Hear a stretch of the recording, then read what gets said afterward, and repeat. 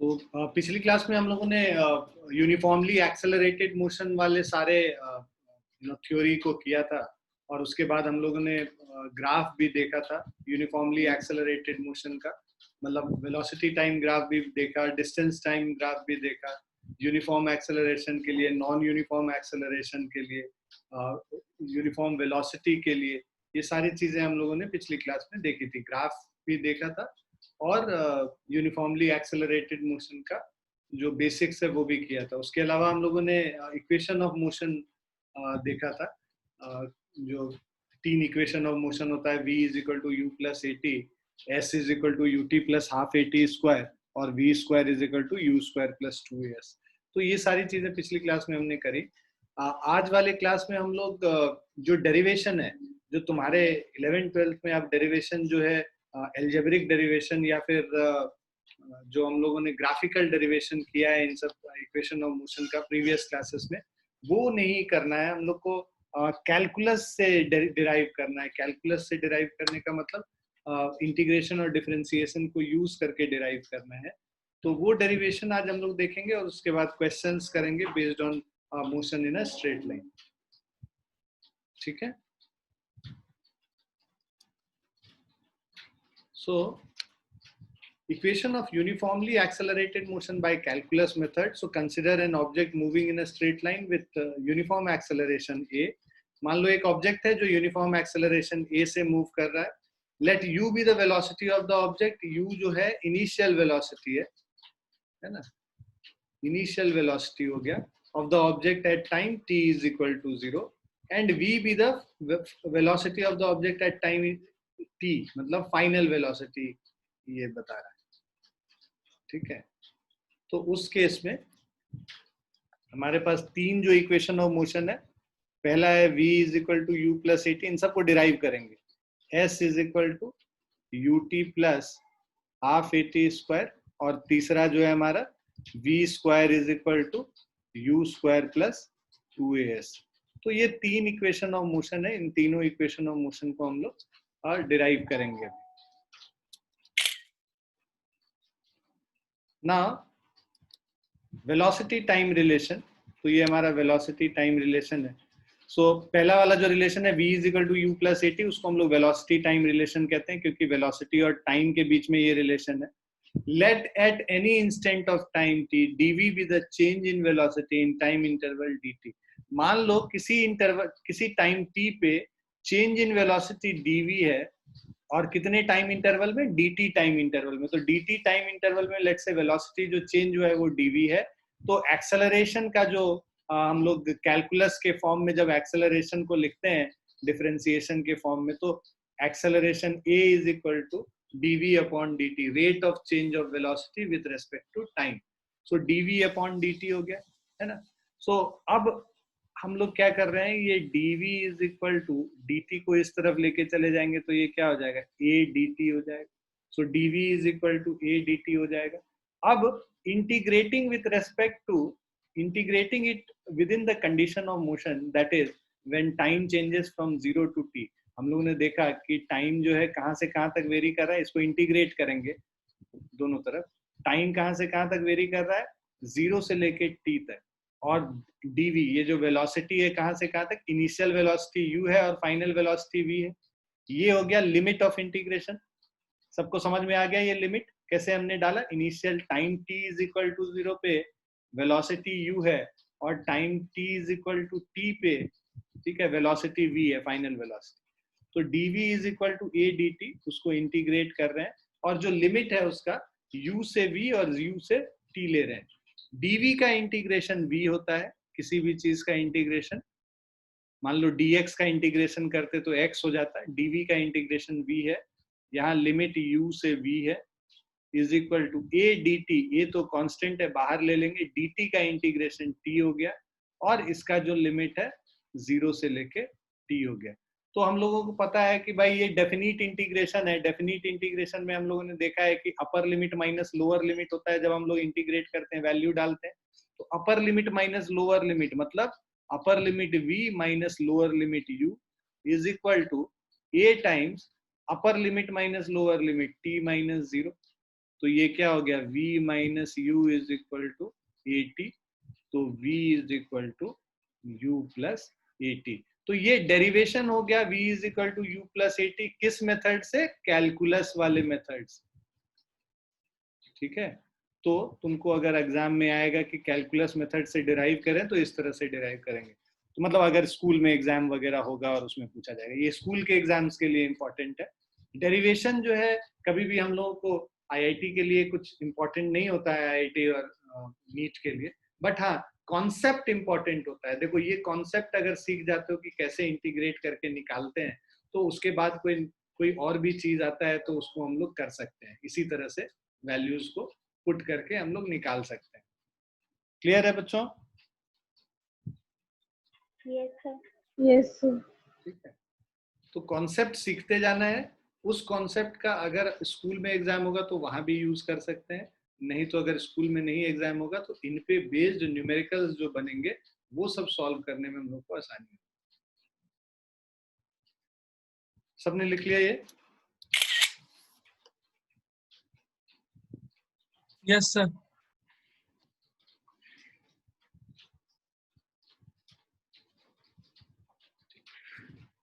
आगे चलते हैं। जो दूसरा वाला रिलेशन है वो हमारा रिलेशन क्या कहता है, s is equal to u t plus half a t square.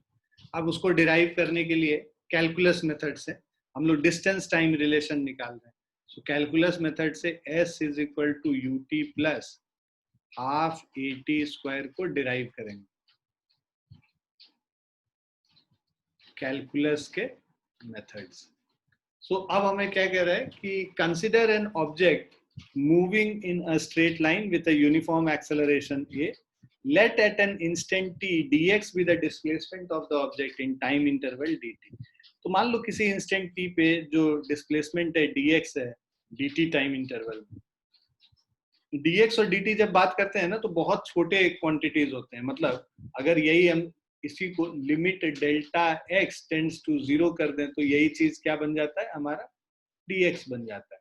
तो जब बहुत छोटे क्वांटिटीज होते हैं तब उसको dx या dt के टर्म्स में लिखते हैं। सो dx be the displacement of the object in time interval dt, then its instantaneous velocity v is given as, v का वैल्यू हमें पता है dx upon dt होता है। तो वहां एक्सेलरेशन से शुरू किए थे, यहाँ पे v से शुरू कर रहे हैं। Velocity, instantaneous velocity v is, तो ये हमारा इंस्टेंटेनियस वेलोसिटी है। ठीक है, तो ये हमारा इंस्टेंटेनियस वेलोसिटी है v, तो v is equal to d x upon d t. अब हम लोग क्या करेंगे, जो v is equal to d x upon d t आया है, dx निकालेंगे तो ये dt उधर जाके मल्टीप्लाई कर लेगा, v dt हो गया। ठीक है, अब हम लोग dx is equal to v को क्या लिख सकते हैं, फर्स्ट इक्वेशन ऑफ मोशन से u प्लस ए टी लिख सकते हैं, यहाँ पे u plus a t dt कर लेंगे। अब dx को इंटीग्रेट कर लेते हैं और यहाँ टाइम के रेस्पेक्ट में इंटीग्रेट करते हैं, तो टाइम कहाँ से कहाँ तक वेरी कर रहा है, 0 से लेके t तक वेरी कर रहा है, और dx कहाँ से कहाँ तक वेरी कर रहा है, इनिशियल पोजीशन x0 पे था और फाइनल पोजीशन x हो गया। तो यहाँ लिखा हुआ है let x0 is the displacement of the object at time t is equal to 0 and x be the displacement of the object at time t, है ना। तो ये जो पोजीशन है x0 से x तक वेरी कर रहा है, कहां से कहां तक टाइम में, जब टाइम 0 से लेके t तक वेरी कर रहा है। अब इसको इंटीग्रेट करेंगे तो हमें पता है dx का इंटीग्रेशन x होता है। ठीक है, x का लिमिट x0 से x हो गया, और u plus a T, u dt का इंटीग्रेशन 0 से टाइम t तक प्लस ए टी dt का इंटीग्रेशन 0 से टाइम t तक। तो ये हो जाएगा x को अगर हम लोग करते हैं तो ये क्या हो गया, x minus x zero is equal to u dt, मतलब ut हो गया। ठीक है, लिमिट 0 से t, ठीक है, plus of a t, t d t का integration t square by two हो गया, a t square by two, limit 0 से, ठीक है, ए कांस्टेंट है, टी डी टी का integration t square by two. So this is equal to x minus x0 is equal to u into upper limit minus lower limit t minus 0 plus a by 2 common ले लिए बाहर और अपर limit minus lower limit T square minus D square. So this is x minus x0 is equal to ut plus half at square. So let x minus x0 को हम लोग मान लेते हैं s. तो हमारा ये क्या हो जाएगा इक्वेशन, s is equal to ut plus half at square. Clear है बच्चों? Yes sir. ये हमारा equation, second equation of motion हो गया.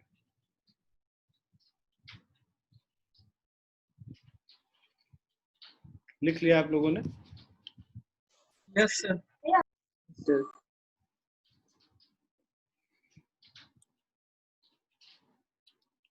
तो वही चीज x माइनस एक्स नॉट को s लेके इन्होंने s is equal to ut plus half at square कर दिया. थर्ड इक्वेशन जो मोशन है वो वेलोसिटी और डिस्प्लेसमेंट के बीच में रिलेशन निकालता है. ठीक है, तो v और s के बीच में तो हमें पता है ये थर्ड इक्वेशन होता है v square is equal to u square plus 2as. तो इसको हम लोग को डिराइव करना है. यहाँ पे फिर से हम लोग जो डेरिवेशन करते हैं a is equal to d v by d t से शुरू करेंगे. यही जो हम कल बता रहे थे वही वाला है. देखो v d v by d x आ गया. a is equal to acceleration a को हम लोग लिखेंगे dv upon dt is equal to, ऊपर नीचे हम लोग क्या करेंगे, इसको dx से मल्टीप्लाई कर लेंगे. ठीक है, तो अब dx बाई dt को हम लोग v लिख सकते हैं. तो v dv अपॉन dx होगी. ठीक है, तो एक्सेलरेशन को हम लोग ऐसे भी लिख सकते हैं v dv बाई dx. तो यहाँ पे इसलिए इस फॉर्म में लिख रहे हैं क्योंकि हम लोग को एक्सेलरेशन और डिस्प्लेसमेंट के बीच में रिलेशन निकालना है, वेलोसिटी और डिस्प्लेसमेंट के बीच में रिलेशन निकालना है. इसीलिए इस ये वाला फॉर्मूला हम लोग यूज करेंगे. ठीक है, अब a को यहाँ पे मल्टीप्लाई कर लेंगे तो a dx is equal to v dv हो गया. इसको इंटीग्रेट करेंगे, x जो है x0 से x तक वेरी कर रहा है और वेलोसिटी जो है u से लेके v तक वेरी कर रहा है. a कांस्टेंट है, बाहर निकल जाएगा, dx का इंटीग्रेशन x हो गया और लिमिट जो है x नॉट से x हो गया. v dv का इंटीग्रेशन v स्क्वायर बाई 2 हो गया और यहाँ पे जो लिमिट है u से लेके v हो गया. So a into upper limit minus lower limit x minus x0 is equal to upper limit v square minus u square upon 2 हो जाए. 2 को इधर लेके आ जाएंगे. So this is 2a x minus x0 is v square minus u square. तो अगर हम x माइनस x0 को s मान लेते हैं, let x minus x0 is equal to s, तो ये हमारा क्या हो जाएगा, 2as is equal to v square minus u square और v square is equal to u square plus 2as. Clear है बच्चों? Yes, sir. Yes sir. Yes, sir.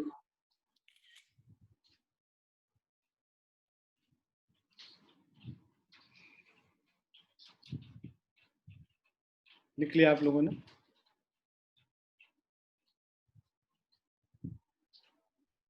Yes sir. तो ये वाला जो चीज है ना, ये बहुत अच्छे से याद रखना है. एक्सेलरेशन हम लोगों ने कल किया था. एक तो होता है dv अपॉन dt होता है, दूसरा हम लोगों ने देखा d2x अपॉन dt स्क्वायर होता है और तीसरा आज फिर से देख रहे हैं v dv अपॉन dx होता है. ठीक है, ये 3 फॉर्मूलेज हो गए बेसिक एक्सेलरेशन के, जो कैलकुलस के फॉर्म में जो यूज करते हैं. ये 3 हो. और जो वेलोसिटी है वो हमें पता ही है, dx अपॉन dt. ठीक है, तो ये चीज ध्यान में रखोगे तो आगे कोई भी क्वेश्चंस में भी जो जहाँ पे भी कैलकुलस इन्वॉल्व होगा वहां पे ये यूज होगा।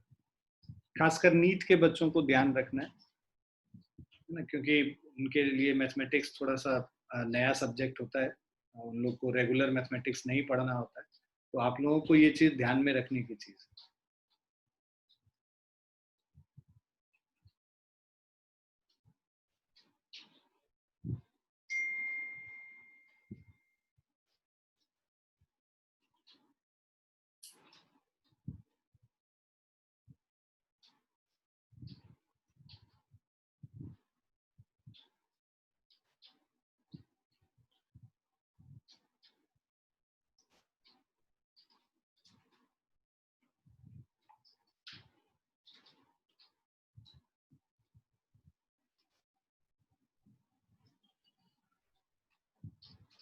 क्लियर है बच्चों?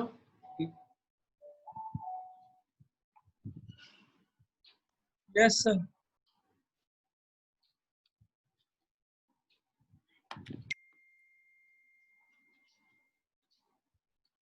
अब हम लोग क्वेश्चंस करेंगे। जो ये पहला क्वेश्चन है, देखो, a particle having initial velocity 5 metre per second, मतलब u का वैल्यू दे रखा है। कभी भी क्वेश्चन पढ़ते हैं तो डेटा पहले तो जो दिया हुआ है उसको लिखते हैं, उससे क्या है कि क्वेश्चन में क्लैरिटी आती है कि निकालना क्या है, दिया हुआ क्या है। पार्टिकल हैविंग इनिशियल वेलोसिटी दे रखा है, moves with a constant acceleration, a का वैल्यू दे रखा है हमें 2 metre per second square, for a time, कितनी टाइम तक जा रहा है, 10 सेकेंड तक। तो time t is equal to 10 second हो गया। तो इनिशियल वेलोसिटी ये हो गया, कांस्टेंट एक्सेलरेशन ये हो गया, और टाइम जो है 10 सेकेंड्स हो गया along the straight line. Find the displacement of the particle in the last 1 second and the total distance travel in 10 seconds.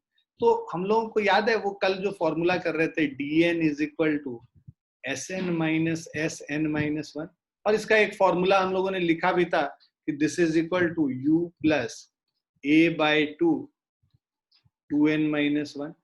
ठीक है, या तो तुम ये फॉर्मूला देखो, जिनको याद रहता है अच्छे से वो फॉर्मूला याद कर ले, या तो जो है जैसे मेरे जैसे बच्चे जो हैं जिनको याद नहीं रहता, वो सिंपली क्या करो, S10 माइनस S9 निकाल लो।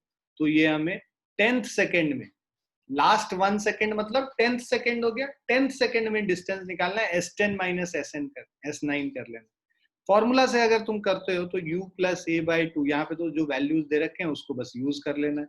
मतलब distance travel in 10th second is 5 plus a by 2, मतलब 2 बाई 2 इंटू 10, n का वैल्यू 10 है, 2 इंटू 10 माइनस 1, 2 कट गया, तो ये हो गया हमारा 5 plus 20 minus 1 19, that is 24 metre.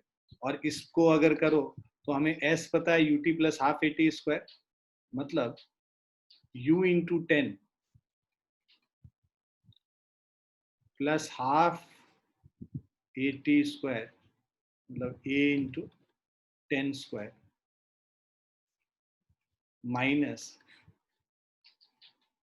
u into 9 plus half into a into 9 square.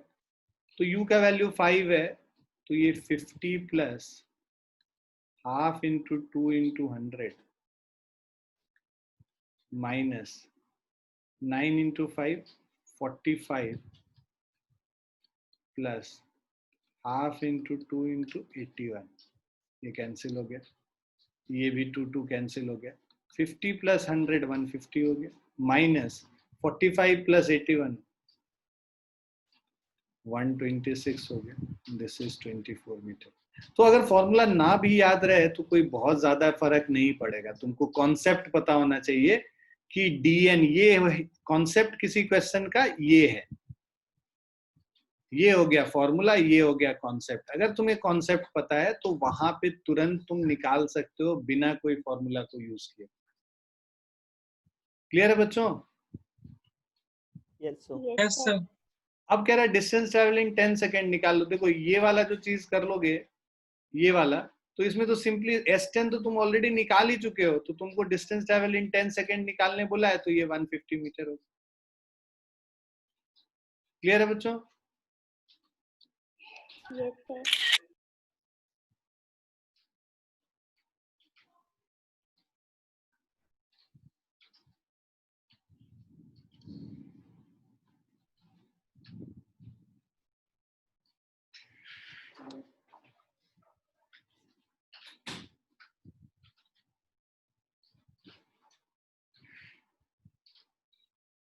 लिख लिया बच्चों? Yes, sir.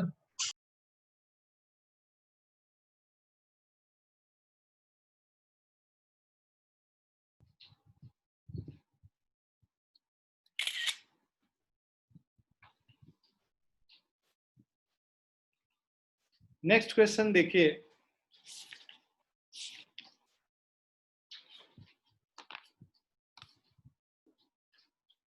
तो यहाँ पे कह रहा है a car moving along a straight highway with a speed of 72 kilometre per our. तो एक कार जो है हाईवे पे मूव कर रहा है, किस स्पीड से? 72 किलोमीटर पर आवर के स्पीड से। Is brought to a stop within the distance of 100 metre. मतलब इनिशियल वेलोसिटी तुम्हें दे रखा है 72 किलोमीटर पर आवर, तो इसको मीटर पर सेकंड में कन्वर्ट कर लो। 72 इंटू 5/18, तो ये कितना हो जाएगा? 20 metre per second. Is brought to stop, final velocity क्या हो गया? 0 metre per second within the distance of 100 metre. तो डिस्टेंस क्या हो गया? 100 मीटर। UVS दे रखा है। रिटार्डेशन ऑफ द कार पूछा है, मतलब ए का वैल्यू पहले हम लोग को निकालना है। तो VU, इसमें थर्ड इक्वेशन ऑफ मोशन लगाएंगे। V square is equal to U square plus 2AS। V square है हमारा, ये सब तो 9th क्लास में तुम लोग किए भी हो। V स्क्वायर 0 स्क्वायर हो गया 20 square plus 2 into acceleration A into 100 हो गया। सो 0 इज इक्वल टू 400 प्लस 200A। तो A is equal to -400 upon 200 और -2 मीटर पर सेकेंड स्क्वायर। ये एक्सेलरेशन निकला। तुमको क्या निकालने बोल रहा है? रिटार्डेशन। रिटार्डेशन में नेगेटिव साइन कंसीडर नहीं करते। रिटार्डेशन का मतलब ही होता है नेगेटिव एक्सेलरेशन। तो अगर तुमको रिटार्डेशन लिखना है तो वो नेगेटिव साइन के बिना लिखेंगे, क्योंकि रिटार्डेशन का मतलब खुद ब खुद ही नेगेटिव साइन के साथ होता है। तो इसीलिए रिटार्डेशन जब लिखेंगे तो 2 metre per second square. Acceleration लिखेंगे तो -2। रिटार्डेशन खुद ब खुद नेगेटिव एक्सेलरेशन इसका मतलब होता है, तो +2 मीटर पर सेकेंड स्क्वायर। तो तुम्हें रिटार्डेशन बोला था, इसीलिए पॉजिटिव वैल्यू निकालना है। अब of the car and how long does it take for the car to stop. तो हमको टाइम भी निकालना है। टाइम निकालने के लिए फर्स्ट इक्वेशन लगा लो, v is equal to U plus 80। v का वैल्यू हमें पता है 0, U है 20 और a का वैल्यू है -2। तो -2 into time t। Time t will be equal to 20 divided by 2। This is equal to 10 second.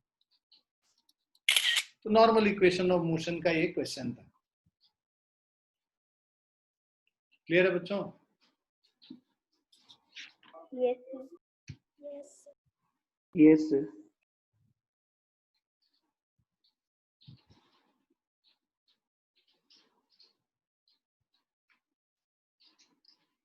लिख लिया सभी ने?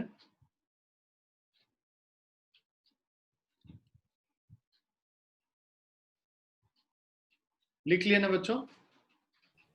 Yes, sir. Yes, sir. चलिए फिफ्थ वाला क्वेश्चन देखते हैं। A body covers 10 metre in 4th second. चौथे सेकेंड में 10 metre, 15 metre in 6th second of its uniformly accelerated motion. How far will it travel in next 3 second? मतलब 6 second के बाद 6 से लेकर 9 सेकेंड तक कितना डिस्टेंस ट्रेवल करेगा, ये निकालना। तो body covers 10 metre in 4th second, ठीक है।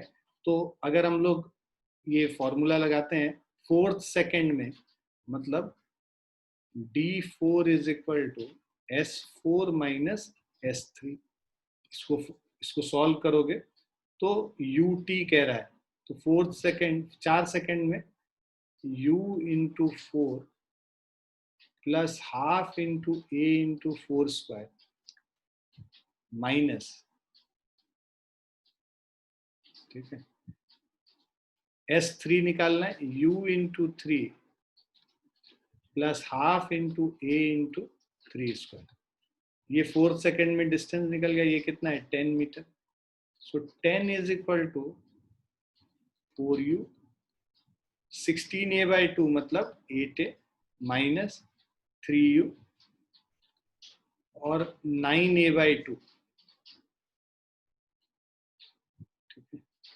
4U minus 3U, so this is 10 is equal to u plus 8a minus 9a by 2, sorry minus sign अंदर जाएगा, सो 16 minus 9 7a by 2, ये हमारा फर्स्ट इक्वेशन है। सेकेंड इक्वेशन अगर हम लोग करते हैं 15 metre in 6 second, so d6 is equal to s6 minus s5, 15 is equal to u into 6 plus half into a into 6 square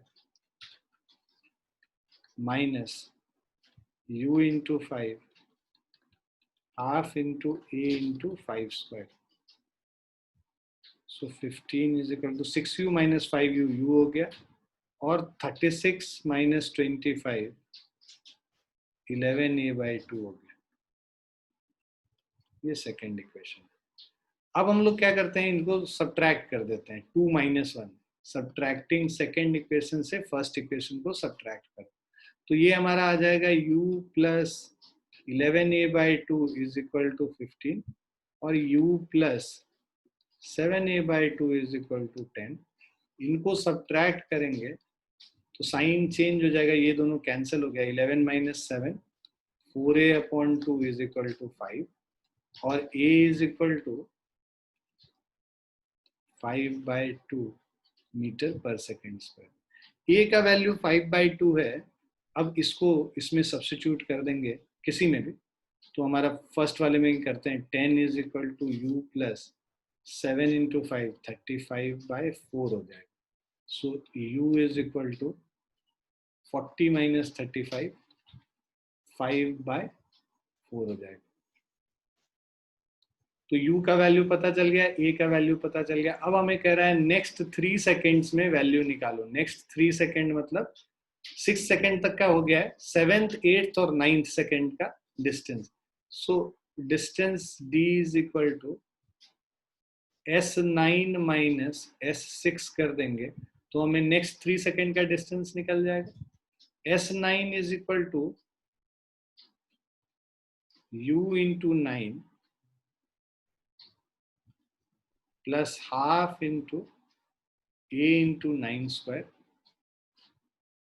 minus u into 6 half into a into 6 square. So this is 9u minus 6u, 3u हो गया, और 81 minus 36, ठीक है, so 81 minus 36 45 हो गया, plus of 45a by 2, ये हमें निकालना है। अब वैल्यूज पुट कर लो यहाँ पे, u का वैल्यू 5 by 4 है तो 3 into 5 by 4 plus 45 into a का वैल्यू 5 by 2 है, 45 into 5 by 4 क्योंकि 2 ऑलरेडी था और 5 by 2 से, so this is 15 plus 45 into 5 225 upon 4, so this is 240 by 4 which is equal to 60 meter। Clear है बच्चों? Yes, sir. लिख लो फटाफट।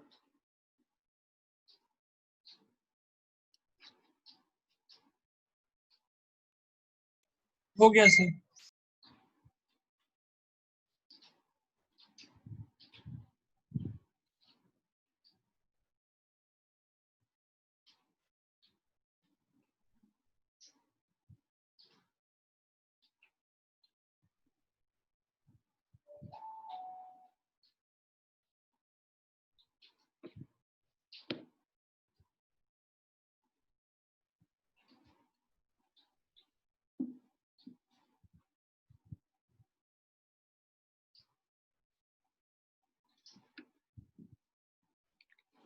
सभी ने लिख लिया बेटा?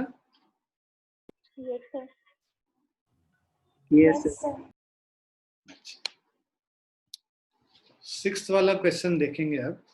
सिक्स्थ क्वेश्चन क्या कह रहा है, ball is thrown vertically upward with a velocity of 20 metre per second. तो हमारे पास एक बॉल है, इसको ऊपर की तरफ हमने फेंका है at a speed of 20 metre per second from the top of a multi storey building. तो ये कहाँ से फेंका है हमने? एक बिल्डिंग के टॉप से फेंका है, ठीक है। तो ये ग्राउंड का लेवल है, ये बिल्डिंग है, बिल्डिंग के ऊपर से हमने फेंका, और इसका जो हाइट है बिल्डिंग का, this is 25 metre from the ground. So the height of the point from where the ball is thrown is 25 meter from the ground. How high the ball will rise? तो ये यहाँ से कितने height तक जाएगा ये हमें निकालना है, और उसके बाद ये इधर से जाके ये ऐसे गिरेगा, ठीक है। तो हम लोग को बेसिकली कितने हाइट तक गया है ये निकालना है, और उसके बाद कितने टाइम में ये पूरा आके यहाँ पे गिरेगा ये भी निकालना है। So we have to find the total time. तो देखो जो बेसिक तरीका ये कहता है कि भाई ये हाइट तो हम लोग निकाल लेंगे, और ये कितने टाइम में ऊपर जा रहा है वो निकाल लेते हैं, और कितने टाइम में नीचे आ रहा है वो निकाल लेते हैं, बाद में T1 प्लस T2 करते हैं। ये तो बेसिक तरीका है। इसके अलावा मैं एक और मेथड बताऊंगा जिसमें कि ये T1 T2 अलग से नहीं निकालना पड़ेगा, डायरेक्टली हम लोग सॉल्व करेंगे। कैसे वो होगा वो अभी हम लोग देखते हैं। सो पहला है how high the ball will rise. तो मान लो यहाँ पे फाइनल स्पीड क्या हो गया? 0 हो गया। इनिशियल स्पीड जो है 20 metre per second, highest point पे फाइनल स्पीड 0 होता है इस पॉइंट पे जाके। तो अब हम लोग थर्ड इक्वेशन लगाएंगे, v square is equal to u square plus 2as। जब एक ऑब्जेक्ट ऊपर जा रहा है, acceleration due to gravity g नीचे की तरफ है, तो बेसिकली क्या होगा? डिसेलरेट करेगा। तो a का वैल्यू बेसिकली g का वैल्यू -10 यहाँ पे लेंगे, राइट। तो इसको हम लोग क्या लिखेंगे? v स्क्वायर मतलब 0 square is equal to u square मतलब 20 square minus of 2 into g का वैल्यू 10 और h का वैल्यू हमें निकालना है ना। माइनस इसीलिए लिया क्योंकि डिसेलरेशन हो रहा है, ऑब्जेक्ट ऊपर जाएगा तो धीरे धीरे स्लो डाउन करेगा, तो इसीलिए। और बिकॉज मोशन जो है ऊपर के तरफ है, वेलोसिटी ऊपर है, एक्सेलरेशन नीचे है, तो ऑपोजिट डायरेक्शन में है। ऊपर के डायरेक्शन को अगर हम पॉजिटिव ले रहे हैं तो नीचे का डायरेक्शन नेगेटिव होगा, इसीलिए जी का वैल्यू -10 लिया। सबको समझ में आया जी का वैल्यू -10 क्यों लिया? 0 is equal to 400 minus 20h और h is equal to 400 divided by 20, so this is equal to 20 metre. मतलब ये पहला कह रहा है how high the ball will rise, ये 20 मीटर और ऊपर जाएगा, ठीक है। Now how long will it be before the ball hits the ground, कितने टाइम में ये बॉल जो है ग्राउंड को हिट कर जाए ये हमें निकालना है। सो पहले तो हम लोग जो बेसिक तरीका है उससे करते हैं, T1 टाइम निकालेंगे। तो v इज इक्वल टू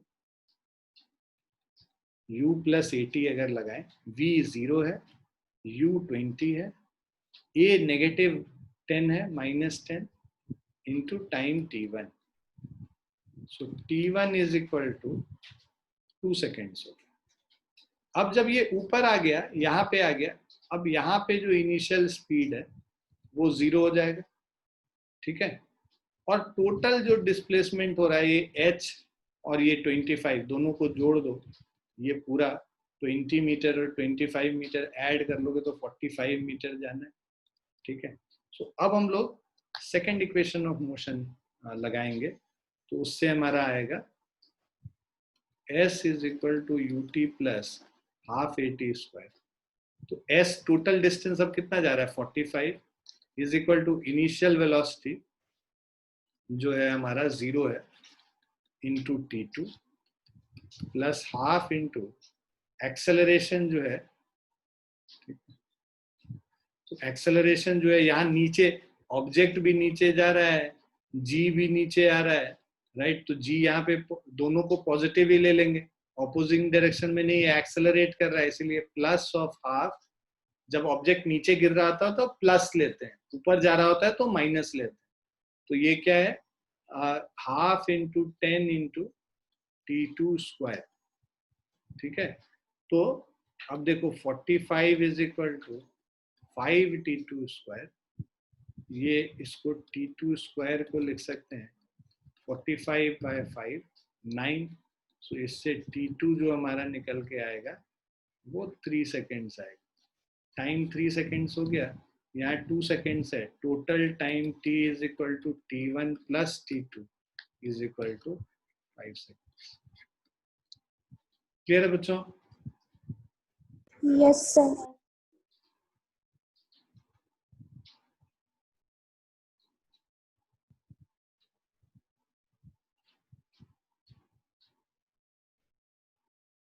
इसको लिख लो, फिर दूसरा वाला मेथड बताएंगे।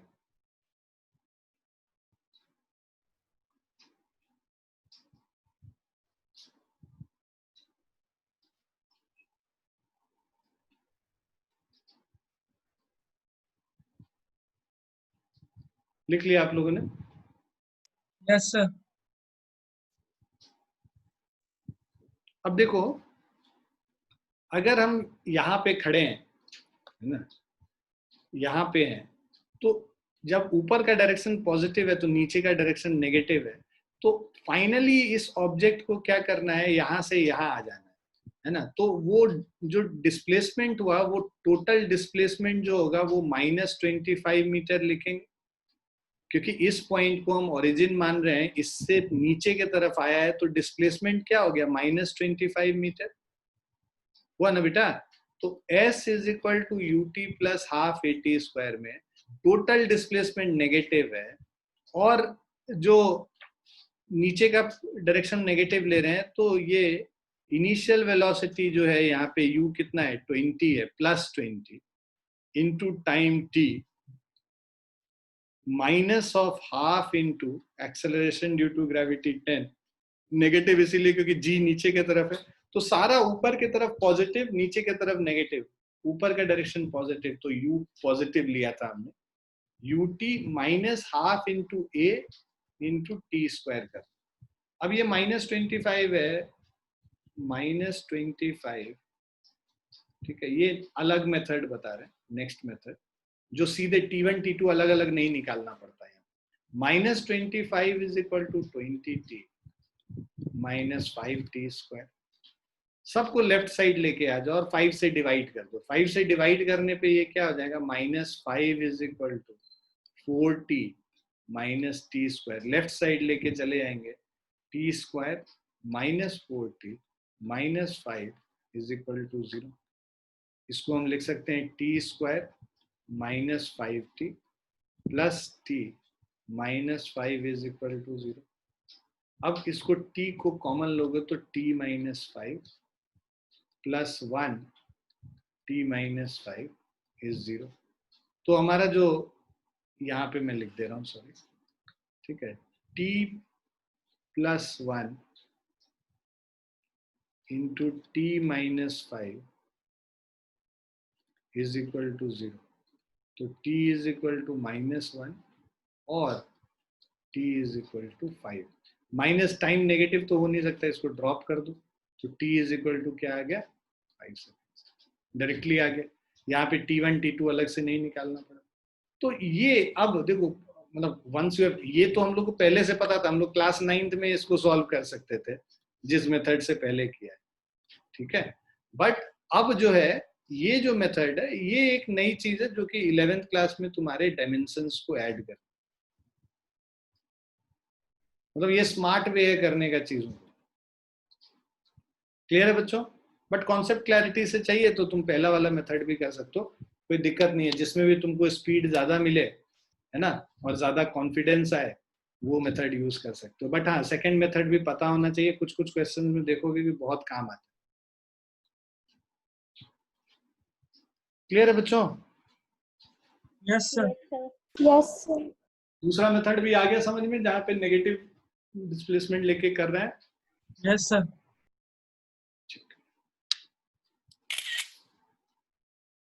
लिख लिया आप लोगों ने? Yes, sir. अब देखो इस तरह का क्वेश्चन काफी पूछा जाता है, वहां पे आपको मतलब बेसिकली रिएक्शन टाइम क्या होता है ड्राइवर का, ये सब चीज समझना होगा।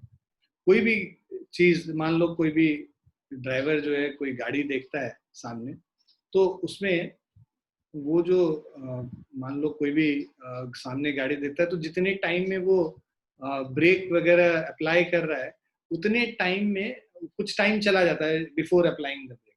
तो जैसे उसको रिएक्शन टाइम कहते हैं, ठीक है, कि वो कितने जल्दी रिएक्ट कर रहा है। कोई चीज को देखा सामने ट्रक को, तो उसको ब्रेक तक पहुंचने में जो सोचने में कि हमको ब्रेक लगाना है, ये जो टाइम होता है इसको रिएक्शन टाइम कहते हैं, डिसीजन जो लेता है इसमें। So a driver of a car takes 0.2 seconds, which is the reaction time of driver to apply the brakes after he sees an obstruction at a distance of 25 meters. तो 0.2 second के बाद वो break लगा रहा है और सामने उसको 25 मीटर के डिस्टेंस पे ऑब्स्ट्रक्शन दिख रहा है, तो 0.2 सेकंड तो वेस्ट हो गया रिएक्शन में। उसके बाद जो ब्रेक लगाएगा, if he is driving at a speed of 54 kilometre per our, तो जो गिवन डेटा है पहले लिखते हैं। तो हमें पहले रिएक्शन टाइम दे रखा है, this is 0.20 seconds, to apply the brakes after he sees an obstruction at a distance 25 meters. So distance S is equal to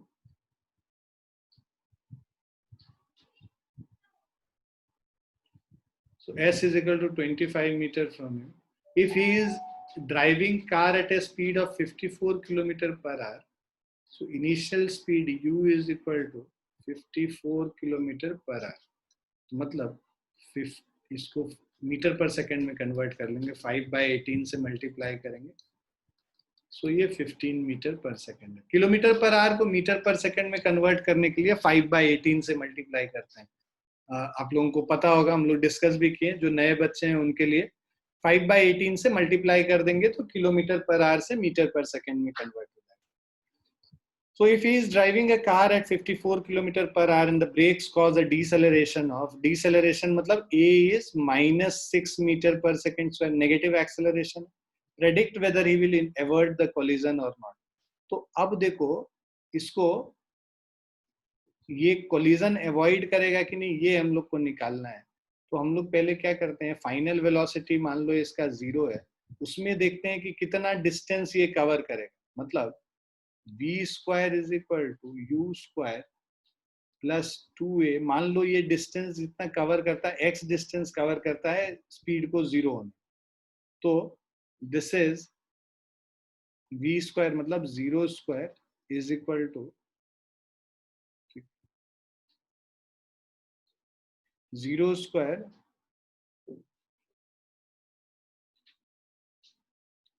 अब u का वैल्यू है हमारा 15 square, right, plus 2 into acceleration negative है, -6 into x हो गया, तो this is 12x is equal to 225. X is 225 upon 12. So this is equal to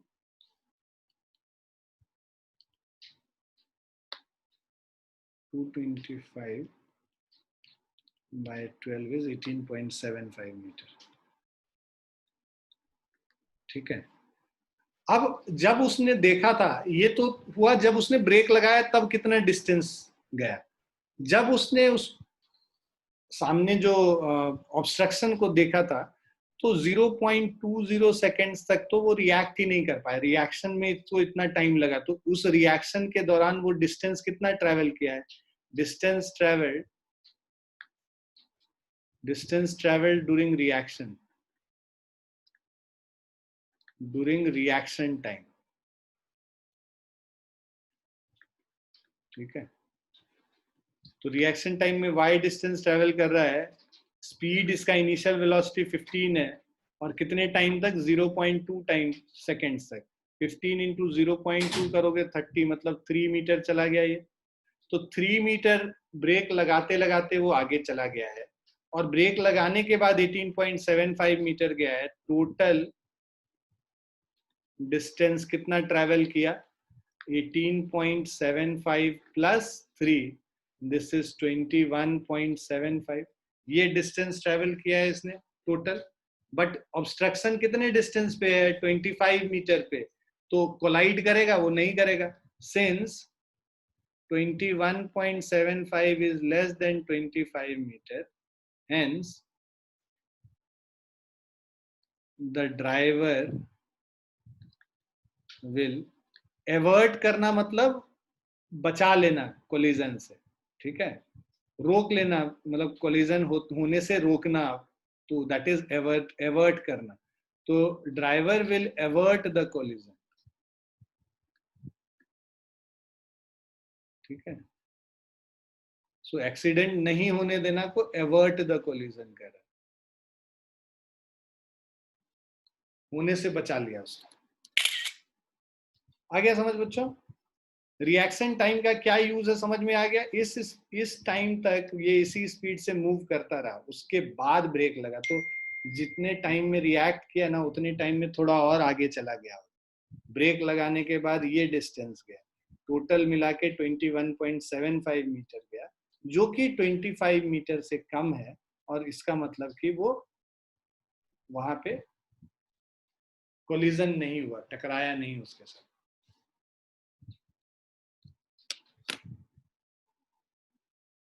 लिख लिया बच्चों?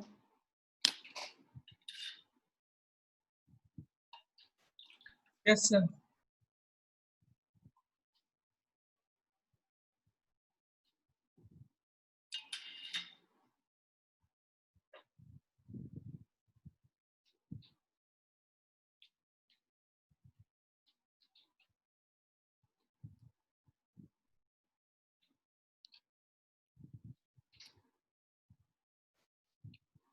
नेक्स्ट वाला भी उसी के जैसा है, आपको कह रहा है on a foggy day the two cars are approaching each other on a straight road with speed 72 kilometre per hour and 54 kilometre per our.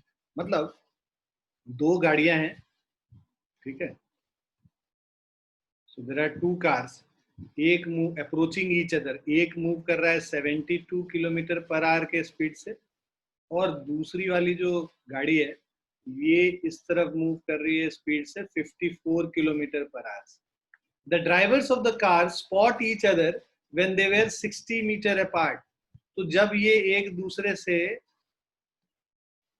60 metre की दूरी पे हैं तब इन्होंने गाड़ी को देखा, ठीक है, क्योंकि फॉग है ना, धुंध है, तो धुंध की वजह से वो आगे तक दूर तक दिख नहीं रहा है, राइट, तो उसके वजह से उसको, जब वो 60 मीटर अपार्ट थे तब वो एक दूसरे को देखते हैं।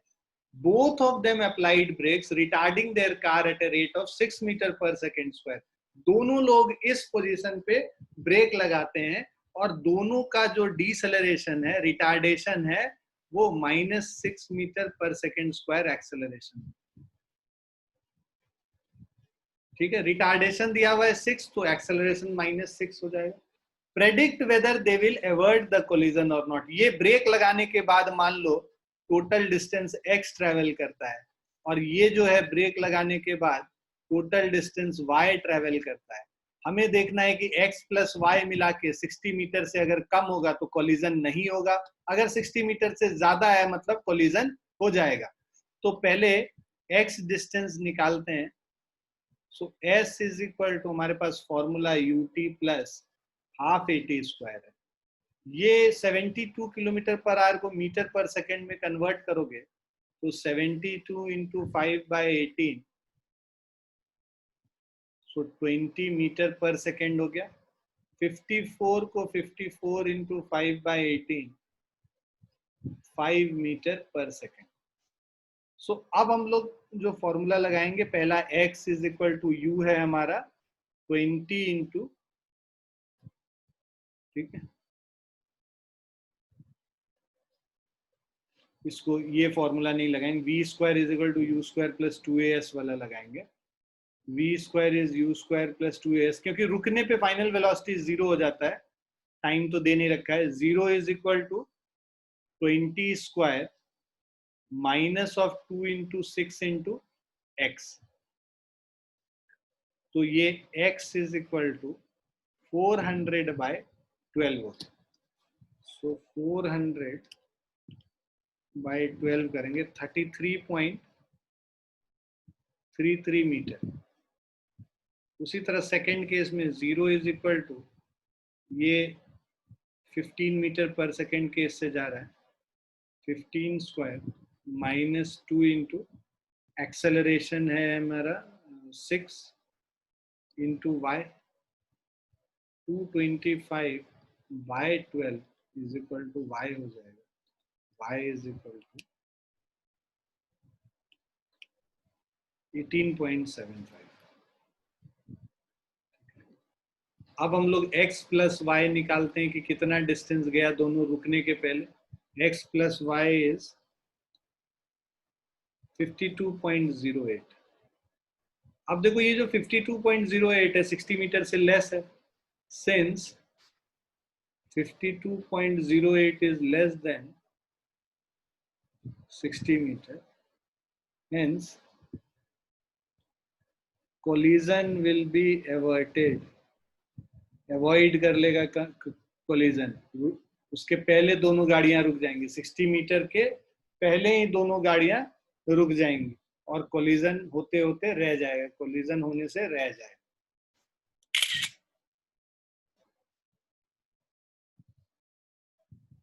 क्लियर है बच्चों? Yes, sir. Yes, sir.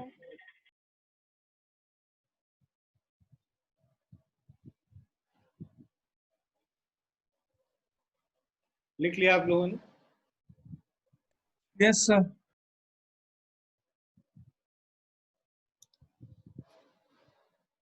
Ninth question है, body travels a distance of 2 meter in 2 second and 2.2 meter in next 4 second। तो देखो 2 सेकंड में 2 मीटर और अगले 4 सेकंड में 2.2 metre. What will be the velocity of the body? What will be the velocity of the body at the end of 7 second from the start?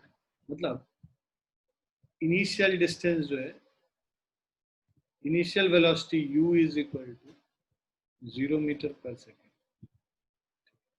तो अब हमें पता है body travels a distance 2 metre in 2 seconds, right? तो मतलब s is equal to ut plus half at square. s हमें पता है 2 is equal to 0 into 2 half into a into 2 square.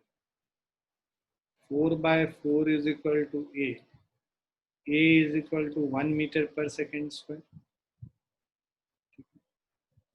तो a का value 1 metre per second square आ गया।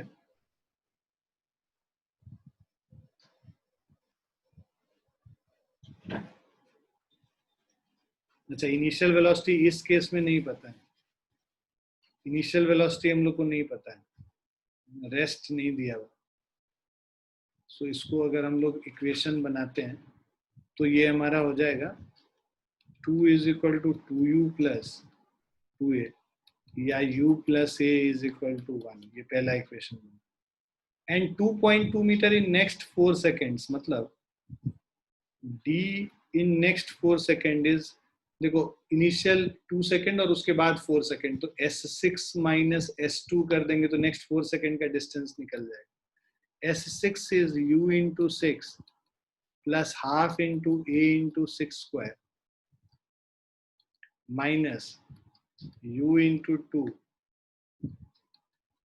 Half into a into 2 square. So this is equal to distance moved in next 4 second is 2.2 meter। अब ये हमें पता है 6u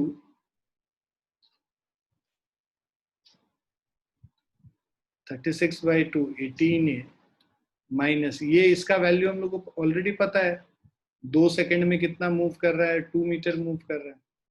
तो total 4.2 is equal to 6u plus 18a और 6 से डिवाइड कर लो तो u plus 3a is equal to 0.7, second equation. तो अब फर्स्ट और सेकेंड को अगर सॉल्व कर लेते हैं, u plus a is equal to 1, इसको सॉल्व करेंगे, ठीक है, तो सब्ट्रैक्ट हो जाएगा 3a minus a, 2a is equal to minus 0.3, a is equal to minus 0.15 metre per second square. अब a का वैल्यू पता चल गया हम लोगों को u का वैल्यू निकाल लेते हैं। तो u plus u minus 0.15 is 1, तो u is equal to 1.15 metre per second. u का वैल्यू भी निकल गया, a का वैल्यू भी निकल गया। हमें 7th second from the start, at the end of 7th second, velocity of the body at the end of 7th second, तो v is equal to u plus at formula लगा लेते हैं। v हमें निकालना है, u है 1.15 minus 0.15 into 7, v is equal to 1.15 minus 1.05, तो 0.1 metre per second. Clear है बच्चों? Yes, sir.